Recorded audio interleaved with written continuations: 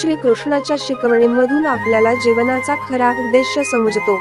भगवद्गीतेत श्रीकृष्ण अर्जुनाला सांगतात की जीवनाचे ध्येय म्हणजे स्वधर्माचे पालन करणे आणि आत्मसाक्षात्कार साधणे.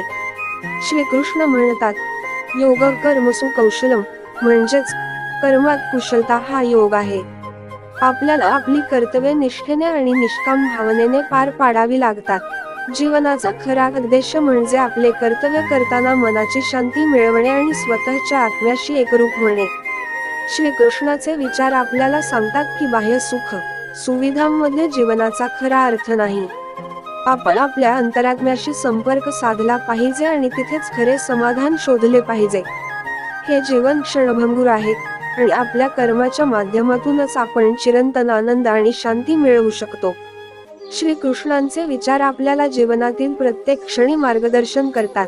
त्यांच्या शिकवणींमधून आपल्याला कळते की जीवनाचे खरे ध्येय म्हणजे आत्मसाक्षात्कार साधणे आणि आपल्या कर्तव्यांचे पालन करताना मनाची शांती मिळवणे.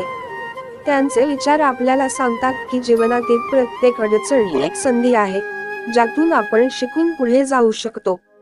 अशा प्रकारे श्रीकृष्णाच्या विचारांमधून आपल्याला जीवनाचा खरा उद्देश समजतो आणि आपल्याला एक सशक्त, शांतीपूर्ण आणि आनंदी जीवन जगण्याची प्रेरणा मिळते.